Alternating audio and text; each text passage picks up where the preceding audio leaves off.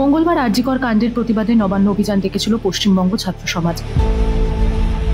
কড়া আঁটোসাঁটো নিরাপত্তা এবং পুলিশি পাহারায় আন্দোলনকারীদের সঙ্গে পুলিশের খণ্ডযুদ্ধের ঘটনাও সামনে এসেছে।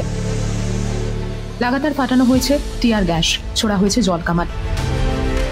শান্তিপূর্ণ ছাত্র অভিযানে পুলিশের লাঠিচার্জ এবং দমনপীড়ন নিয়ে অভিযোগ তুলেছিল একটি সংগঠন। এই অভিযোগের ভিত্তিতেই জাতীয় মানবাধিকার কমিশন নোটিশ পাঠালো কলকাতা পুলিশের কমিশনার সিপি বিনীত গোয়েলকে। 2 সপ্তাহ বেঁধে দিয়ে নোটিশে জানানো হয়েছে প্রেক্ষিতে কি ব্যবস্থা নেওয়া হলো তা জানাতে হবে।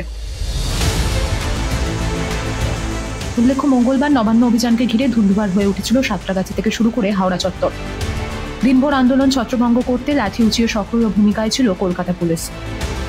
এর প্রতিবাদে বুধবার বিজেপির তরফে রাজ্যে 12 ঘন্টার বন্ধ ডাকা হয়। বন্ধের দিনেও একাধিক জায়গায় অশান্তির অভিযোগ সামনে এসেছে। এদিকে বিক্ষিপ্ত অশান্তির ঘটনায় একাধিক পুলিশকর্মীও আহত হয়েছেন বলে খবর সামনে আসে। এবার নোটিশ পাঠিয়ে জাতীয় মানবাধিকার কমিশন জানতে চাইলেও শান্তিপূর্ণ প্রতিবাদে সেদিন পুলিশের অতি সক্রিয় ভূমিকা ছিল কিনা। কমিশনের বক্তব্য, পুলিশের আচরণ মানবাধিকার লঙ্ঘন করেছে কিনা তা খতিয়ে দেখে জানাতে হবে।